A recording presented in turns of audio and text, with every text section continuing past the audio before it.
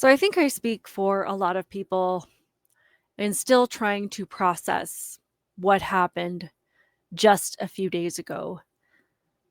And I think there's just a lot of mixed emotions, but I also feel that it's really important to talk through these things and to also focus on the good where we can find it in such an unimaginable, horrific tragedy. So I want to just talk through some things today and share with you the places that I have found light and hope while still going through the emotions where it feels like I'm grieving the loss of a family member, which I think a lot of us can say is weird when we feel such strong emotions for somebody that we've never met. I've never met Charlie Kirk. I know that I wasn't necessarily his target audience, but of course I appreciated his work, especially talking to the youth and focusing on college students where their ideas are at the height of development, at the height of being challenged. That foundation is really setting in, and that's why he wanted to focus on this group. It's like, this is the opportunity that you have to really define what it is that you stand for, and he did not want one side of the political aisle to have a monopoly over that. And he knew also what was going on in our college campuses. So I think that's why he focused so much on this age group. But it's just strange to feel so deeply and to have so much heartache at the loss of somebody that, again, I didn't know personally, but I think it's just, you don't realize how big of an impact somebody has until they're not there anymore. It's like this giant light that was there, and we didn't realize how bright it was until it was snuffed out. So I just want to share some thoughts with you guys today, and I think a lot of things that you guys can probably relate to. But before we go too much further, I am Outspoken Samantha. I appreciate you being here. Please do me a favor and hit the like button on this video and subscribe to my channel if you have not already. I appreciate it so much. The first thing I want to really just focus on really quick is why this has been so impactful. Again, especially for most of us who never met this man. We didn't have a personal relationship with him. He's not a friend or a brother or, somebody that we would normally expect to feel this strongly about. And it's very confusing for me, especially as somebody, I'm not an emotional person at all. So when I cry about anything, my husband goes into panic mode because it just doesn't happen very often. So he's seen me kind of go through these emotions over the last few days, and he's not somebody, he is into politics and current events and news. Like, he pays attention, but he's not in it the way that I am. So he's been great in trying to, let me process this, and it's been okay with him that he doesn't quite understand it, but he doesn't think that it's dumb that I'm where I'm at, which I think can be a little concerning when we're like, is it ridiculous that I am so sad over this person? And I just want anybody to know that's having questions about that. It's not ridiculous. You're not alone. And I think there are just so many aspects to this about why this particular incident and this historic tragedy hit us so hard. Charlie Kirk, his entire platform was having conversation. It's about the most peaceful thing that you can do.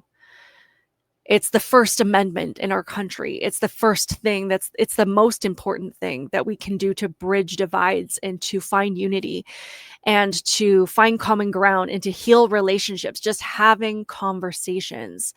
His platform was not about, building a YouTube channel and just talking at people and just hoping that people would click on his videos and listen to what he had to say. He understood that human connection was the most important thing, having these conversations face to face. And he was really great at making people feel comfortable that were on polar opposite ends of the ideology spectrum, whether it be, you know, someone who didn't believe in God, or somebody who was transgender, or somebody who wanted socialism and hated capitalism.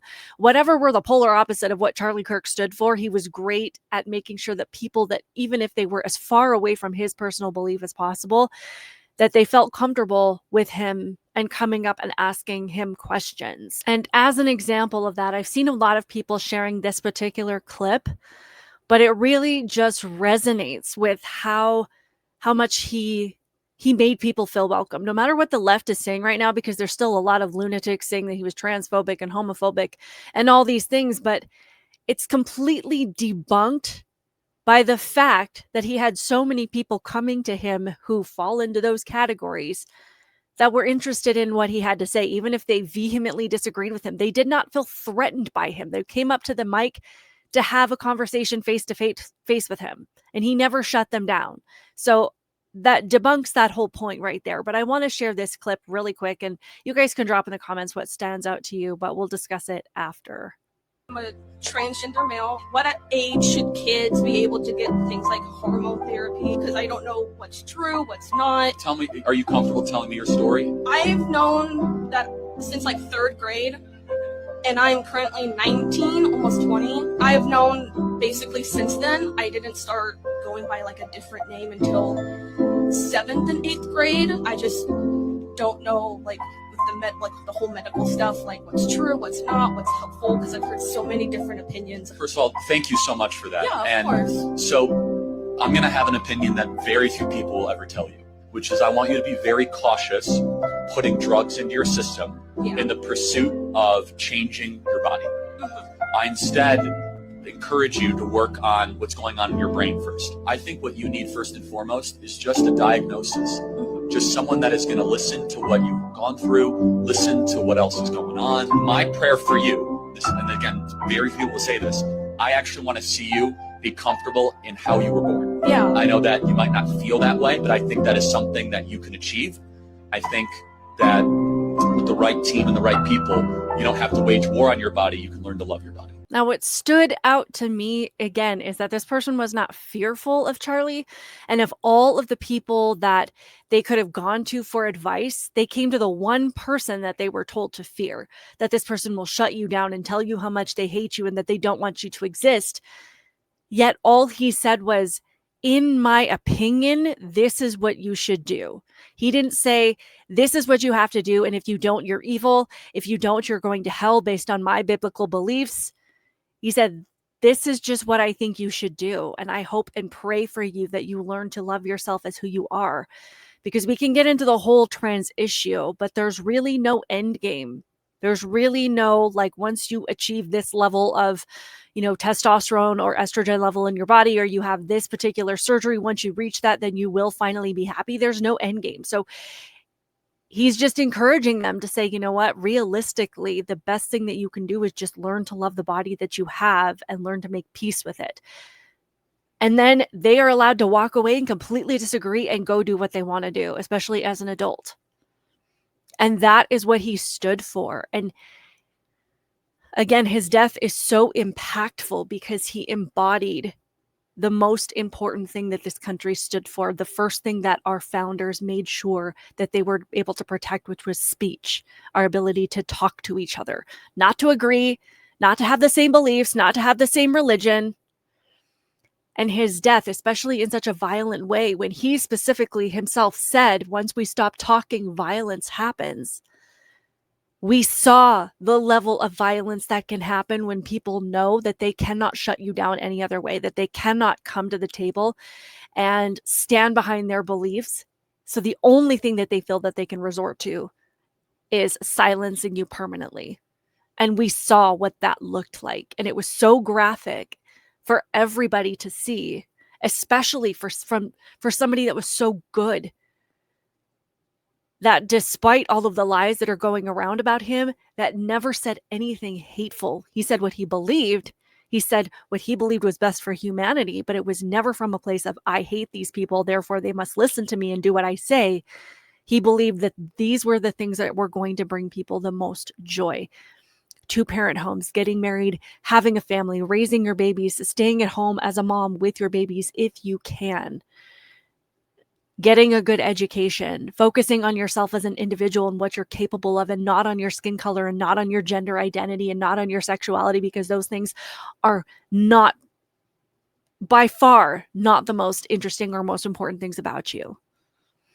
But of course, we're going to see a lot of people from the left continue to spread these lies because they have to justify in their minds why what this needed to happen, why it was okay. It's truly evil and truly delusional.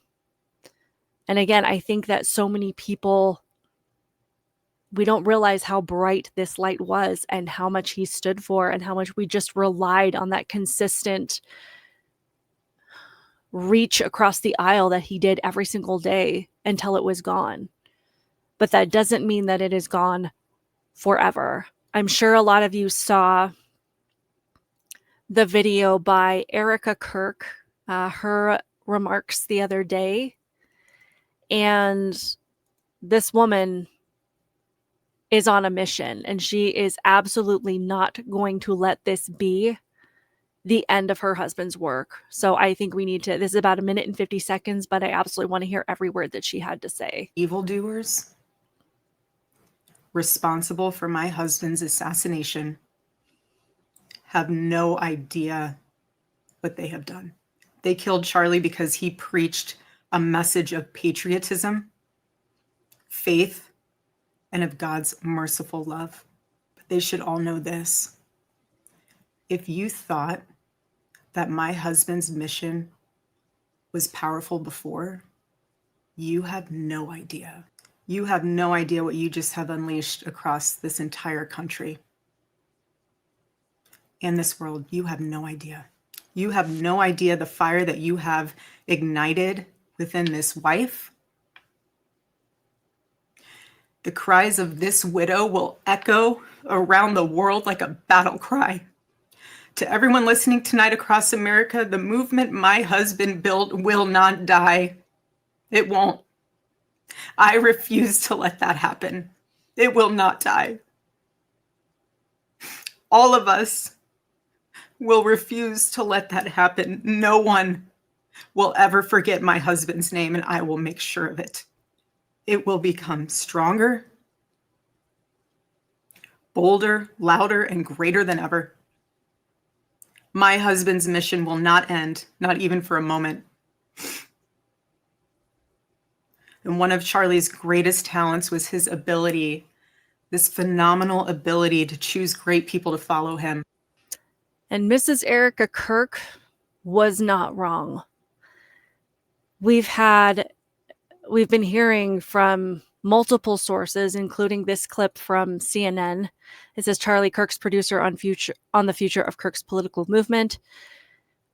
They have received 37,000 inquiries to open TPUSA chapters. At this point, we're over 37,000 inquiries just through our website, tpusa.com, saying, I want to get involved and start a chapter. And to put that in perspective, right now we have 900 college chapters, official college chapters, and 1,200 high school chapters, and about 3,500 total.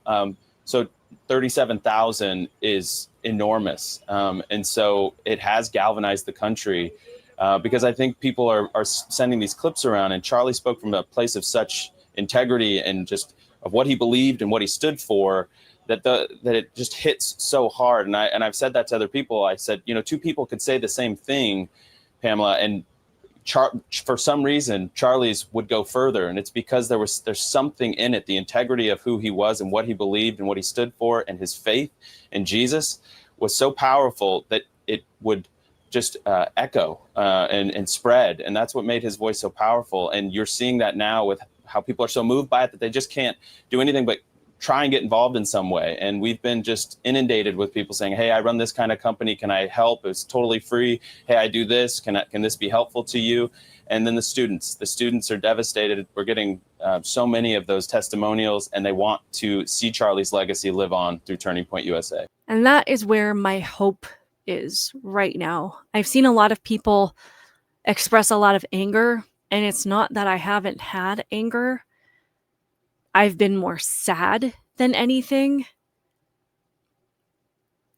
And I don't know how to describe why I don't feel more angry. I think I feel angry in a lot of ways, but I'm sad about what these ideologies have done to people, how dark their hearts have turned, and that this can be the cause of that.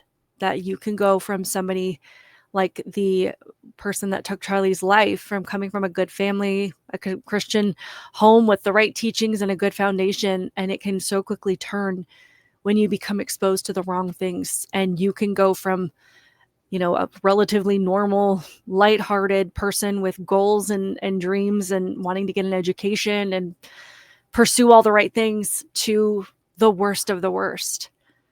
And I think that's where my anger is, that these ideologies are being pushed by people intentionally to do that to people, to steal people's souls, to turn them into walking demons, basically, is what I see.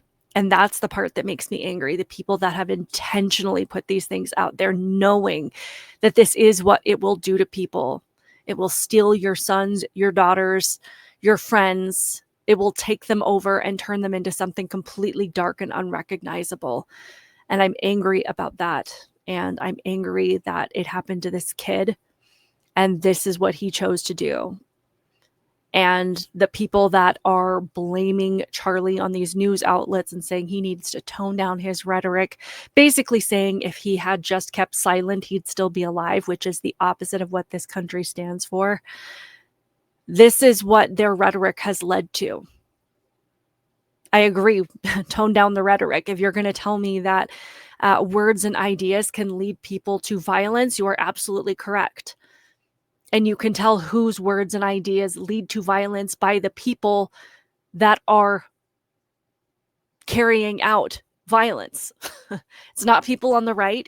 It's not Trump supporters. It's not people that support the 2A, our 2A rights. It's not people that are Christian and live in a country with people who are not. It's the people that get involved in far leftism, and they are not backing down anytime soon. But I have hope, because as someone who believes in God and Jesus Christ with my whole heart and has experienced a lot of tragedy in my own life, there are always miracles that come from tragedy. And I'm not saying that I'm glad that this happened. That's not even remotely close to my point. But there are always miracles that come from things, especially when we don't understand why they happen. And I have seen so many people on my social media feed saying, I am going to church for the first time in my life, or I am going to church for the first time in decades. People saying, I have never picked up a Bible in my life, and I am opening a Bible. I don't know why I feel like I need to, but I need to. And people are understanding that in order to carry on Charlie's work, they need that aspect of it. They want to be able to speak out about their political beliefs and what they know of the Constitution and preserving what this country has built. But a fundamental part, an essential part of how Charlie Kirk did that was combining his faith in Jesus Christ with his beliefs about our country, because he believed and he knew that those things are intertwined. And he knew that you can talk to people about the First Amendment and the Second Amendment all day, but what truly changes people's hearts towards what is good and wanting people to have their God-given rights is the spirit of Jesus Christ, and God is being led by that. And he knew that that was really where the power to change people's hearts came from. And I have seen this all over my social media feed. People are choosing. They're saying, I can be a part of an ideology that has the potential to turn me into someone that would celebrate an innocent man's death. And they are saying, I don't want anything to do with that. Absolutely not. They don't even want to set a toenail in that direction. They don't even want to explore the possibility of ever becoming that person. And we know that most people on the left are not going to be the one to carry out violence, but they're all repeating the same talking points about the right being fascists, Nazis, being led by Hitler. They're all saying those things. There's only a far, far extremist group that would be deranged enough to actually take somebody's life, but they're all repeating the same things. And we know that those talking points are meant to drive people to do those things. That's what the intention is. And people are like, I want nothing to do with that. They're like, I don't have to agree with President Trump. I don't have to say that I ever voted for this man. I don't even have to say that I would vote for him now. I don't have to agree with conservatives or traditional values or Christians. I don't have to support every single thing that Charlie Kirk ever said. But there is one side that is welcoming diversity, that is welcoming conversation, that welcomes differences of opinions, and doesn't call people names just because we don't agree on everything, doesn't paint them as a dangerous threat just because we have a difference of opinion. There are people that are still rational and still care about human beings at their core and believe that a fundamental respect for human life is absolutely necessary. That is a non-negotiable. And they're seeing who has that value and who does not. And that is why we are seeing video after video after video of people saying, I am never voting Democrat again. I am leaving this party. It's not because I consider myself a Republican or a conservative, but because I don't even want a chance that I could become that dark. And everybody has the potential to do it. And we're never stagnant. We're never not moving. We're moving in one direction or another. You're never in one place. So you're either moving in that direction or the direction towards conversation, rationality, and goodness. And people are making that choice. And that is where my hope is. As I said in my post the other day, every one of my videos from now on will end with a clip of Charlie Kirk. I will make it as relevant to the topic as possible, but I want to help in some small way keep his memory and his legacy alive. So that's what I'm going to do. Keep it real, guys, and I will see you in the next one. Bye. Only in America is it possible to say, you know what, I don't like the way the country is going, and to do something about it. Take that risk. Take that leap of faith. Stay involved, trust God, and act obediently. Romans 12:2 verse. That God will use all things for good for those who love him. It's bigger than you. I want you to remember that. It is bigger than you. It's bigger than me. You are here to make somebody else's life better, the pursuit of liberty and freedom. You know what gives me strength? It's hundreds of thousands of you that say, Charlie, keep going. 1 Corinthians 5 and 15. So that's all pretty amazing evidence, not just intra-biblical evidence, but extra-biblical evidence that Jesus Christ was a real person. He lived a perfect life. He was crucified, died, and rose on the third day, and he is Lord and God of all.